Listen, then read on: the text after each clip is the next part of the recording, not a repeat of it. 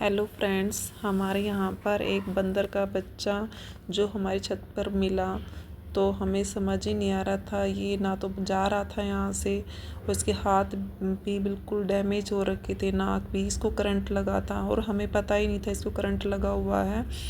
और फिर हमने इसको बनाना दिया, बनाना ये नहीं खा पा रहा था, तो फिर हमें पीसीस में कट किया तो उसने अपने मुँह से खाया। और फिर हमने रेस्क्यू टीम को फ़ोन किया तो वो वहाँ पर आए और उसको सेफली ले गए।